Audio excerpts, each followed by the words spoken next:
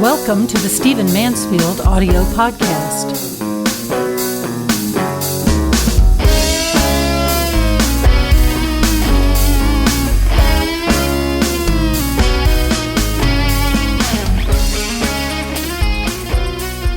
I want to talk to you in this podcast about some observations regarding the shooting of congressmen in Alexandria, Virginia last week. As I'm sure everyone listening knows, on June 14th, there were some Republican congressmen practicing baseball on a baseball field in Alexandria, Virginia. While they were practicing, a man by the name of James Hodgkinson asked one of the congressmen if this particular practice was a practice of Republicans. When he was told that it was a practice by Republicans, he then produced two weapons, a rifle and a pistol, and began to shoot these congressmen. Representative Scalise was horribly wounded. Bullet passed from one hip through to the other, damaged organs, broke bones. He will live, he will survive, he may even have a full recovery, but he has been in very serious condition at a nearby hospital. Other congressmen and staffers were shot, as were Capitol Police. Fortunately, no one is going to die, it seems, and everyone's recovering, and many of those congressmen were walking around the game that occurred the very next day, the famous Congressional Baseball Game. I want to make an observation that's going to be rather odd. I'm obviously moved by this because I care about my country. I know many of these congressmen. And by the way, Bev and I split our year between Nashville and Washington, D.C., and we actually live in Alexandria. So this shooting took place basically in our neighborhood. We live not too far away, I would say less than half a mile away from where that baseball field is. We drive by it often. We could easily walk to it from our place. And so it's something that we feel keenly as Americans, as Virginians, as Alexandrians, and as people who know a great many people up on the Hill in D.C. But what I want to focus on is not so much the softball or the baseball game. It's not so much the exact shooting. It's not so much all of the calls for unity and to dial down the rhetoric that occurred in the wake of it. All of that is wonderful, by the way. What I want to talk about, though, is the kind of incredible naivety that caused this man to be able to foment his evil designs without people in his hometown knowing. Let me explain a little bit more fully what I mean. James Hodgkinson was from a southern Illinois town called Belleville. He's a 66-year-old man, former building inspector, and he is very much like other people that I have paid attention to who have engaged in such deeds. I've made a little study of these kinds of things. I've helped with some debriefings and so on, where there are shootings, where there is violence, where there are political assaults. What I'm always intrigued by is the soil from which these people spring. Where did James Hodgkinson come from? And one of the reasons that I'm fascinated by this is that, and you've seen this many times on television, when someone engages in a shooting, when someone goes crazy in a store and shoots up his fellow employees, when someone goes, as we say now in the vernacular, postal, the people who know this person back home, back in the hometown, at the office usually, those who went to high school with him or her, they almost always express complete and total shock. They're amazed. He was such a nice guy. He was quiet. He never bothered anybody. He liked dogs. He came to our picnic. He was good to the kids. Almost always people are completely surprised. Well, I want to suggest to you that actually is a kind of naivety that we cannot afford anymore. I watched very carefully after James Hodgkinson engaged in the shooting and then was shot and killed himself. I watched very carefully the interviews that were conducted back in Belleville, Illinois. I listened to interviews with childhood friends, with people who worked with him, with people who sat at a bar with him, with the owner of that bar. And for the most part, they expressed complete surprise. His wife expressed surprise. His friends expressed surprise. And I have to tell you, I wasn't surprised, because this is what you always hear. You almost always hear people saying that this person who's perpetrated something horrible, usually, it's just a shock. It's out of character. It's nothing we would have expected. But let me tell you a little bit about what we know just so far about this man named Hodgkinson, again from Southern Illinois. This man has actually had arrests for violence. This man once was arrested for battery because he did the following things. He punched a woman in the face. He then struck her boyfriend with the butt of a 12-gauge shotgun and fired that shotgun at the boyfriend. Now, this is close to attempted murder. A 12 gauge, as many of you will know, is very powerful. It can easily kill a man. Punching a woman in the face, hitting the man with a gun. Again, a strong man hitting another man in the face with the butt of a gun can lead to death if it's done powerfully enough. And then, of course, the actual firing of that gun. These charges were dismissed. We can talk about the whole issue of our laws and how easily such things are dismissed. But I want you just to think for a moment of what kind of person would do this. Have you ever done such a thing as this? I certainly haven't. I don't even know anyone who's ever done such things. I'm not visiting in prison when I'm doing chapel or something. This is extreme. And yet those who knew of him, and maybe even knew of these charges, somehow just dismissed them when they thought about him. It wasn't just the legal dismissing, it was the dismissing of them in the minds of those who knew him. This gentleman also resisted police. He engaged in drunk driving. He was known not to be a pleasant person at the bar that he frequented. The owner hated to see him coming. He often got into fights. He once, as we now know from many reports, that had the sheriff called on him because he was firing rifles in a neighborhood.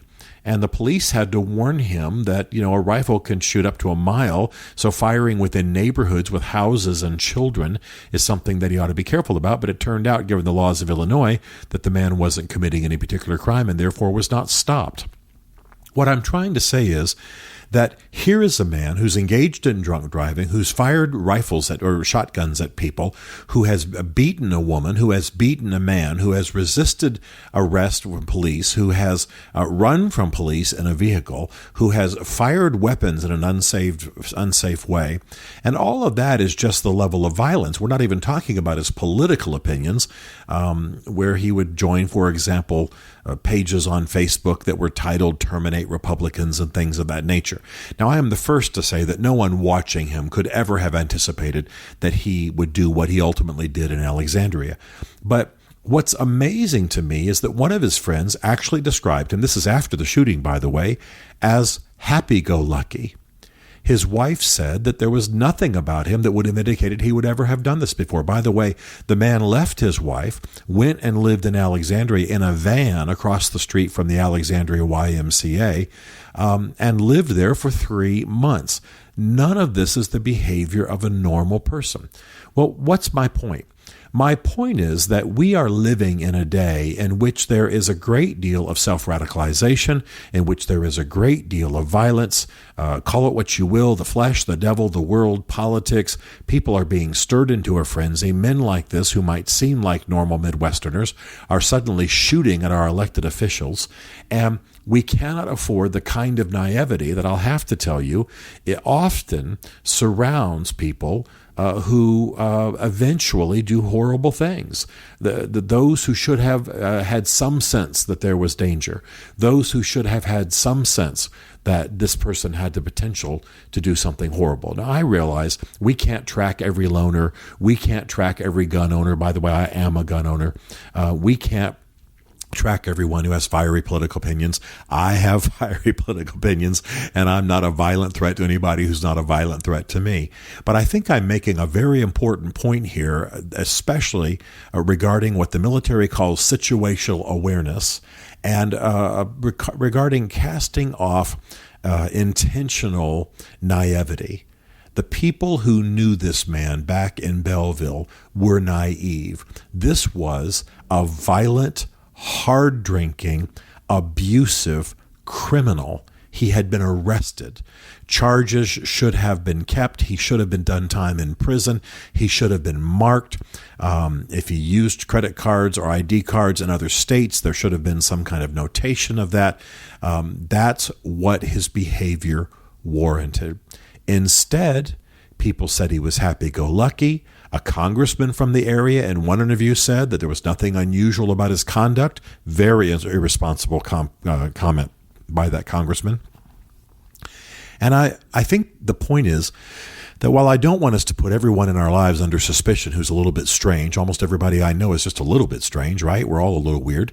I don't want to be suspected because maybe I'm reading a book alone under a tree in a park or something. But if I have hit a woman in the face, if I have fired a gun at another man, if I have beaten that man with the stock of my gun, if I have resisted arrest, engaged in drunk driving, picked fights in bars, etc., etc., etc., and then gone and lived like a nut in the back of my van near a YMCA in a town I've never been to before, someone should take note. Someone should realize that there's the potential for something to go badly. Someone should have someone check. And I want to. The reason I'm bringing this up is not because I think I'm smarter than law enforcement. I don't think this was really about law enforcement for the most part. The reason I'm bringing it up is we cannot afford the kind of situational ignorance that most people walk in. Most people live this way.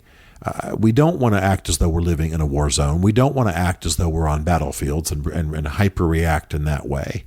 But we do want to be aware of what's going on around us. We do want to be aware when our friends suddenly take turns. We do want to be aware, whether we're talking about suicide or we're talking about potential for violence or we're talking about any other kind of destructive behavior. Normally in these situations, people saw the negative trends and did not identify them or report them or respond to them or confront to the individual or offer to help. And often the most naive people were the people who were the closest to the person because they'd gotten used to the behavior. I feel sorry for this man's wife, but I will tell you that she had obviously gotten used to his nuttiness, and so she was actually able to say in tears before cameras there was nothing that indicated that he would do such a thing. That's just not true. But she did not pay attention. She had gotten used to his behavior. She had gotten used to his weirdness, and I'm not faulting her. But those around him, those who drank with him, those who knew him, police who engaged him, etc., for the most part, not so much the police. I think they did their job, but the civilians around him just simply didn't pay attention. And then, astonishingly, spoke of him as being a happy-go-lucky, easygoing guy whose actions were a total shock. Well, they could only have been a shock to those who weren't paying attention. So the practical solution of this is pay attention to what's going on in your world. Pay attention if a family member talks about killing themselves. Pay attention if someone you know starts accumulating a lot of weapons. Pay attention if someone engages in violence at a local level, because that violence could happen elsewhere. It's going to be the disenfranchised, lonely kid who's dark and surly and has no close friends. That's the standard profile of kids who end up being shooters at schools. It's going to be, in our current culture, the angry person who is viciously upset with Republicans or Hillary Clinton or Bernie Sanders or whomever, viciously upset. And talking about killing them. I mean, I've shared on this podcast before that I've actually spoken in a church, in a beautiful, God-fearing, Bible-believing, very loving and outreaching to the community church, where some angry person came up to me afterwards and talked about killing President Obama. And I told them to stay away from me. And I actually told a law enforcement officer there at the church that had been said to me, because you know it's a federal crime to threaten a president with harm. If that can happen at a church, and a good church, by the way, it had nothing to do with this church. This person was a visitor, it turned out, and was just thought that they would hear political opinions from me because they knew who I was. I mean, this is the stuff we've got to pay attention to. This is the stuff we need to be aware of.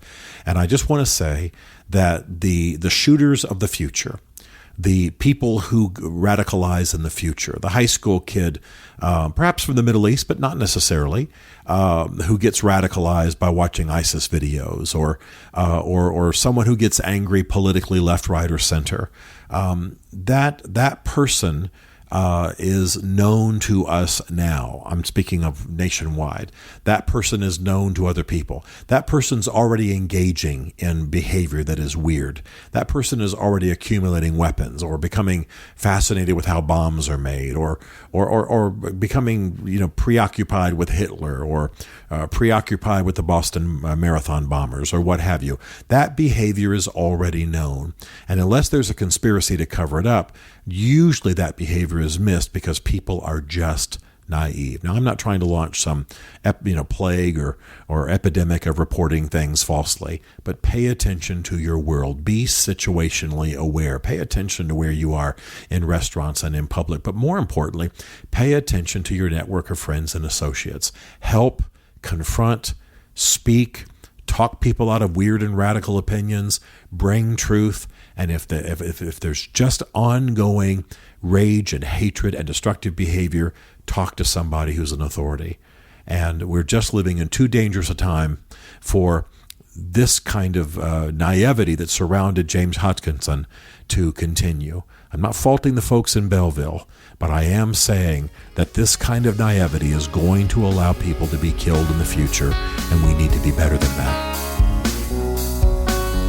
Stephen Mansfield is a New York Times best-selling author, a popular speaker, and a frequent faith and culture commentator on Fox and CNN. His groundbreaking books on faith and society include The Faith of George W. Bush, The Search for God in Guinness, Mansfield's Book of Manly Men, and The Miracle of the Kurds. His new book is Ask the Question: Why We Must Demand Religious Clarity from Our Presidential Candidates, available on Amazon. Learn more about Stephen at stephenmansfield.tv. The Stephen Mansfield podcast is directed by Isaac Darnold, who also wrote, produced, and performed the podcast theme song. This is a Chartwell Literary Group production.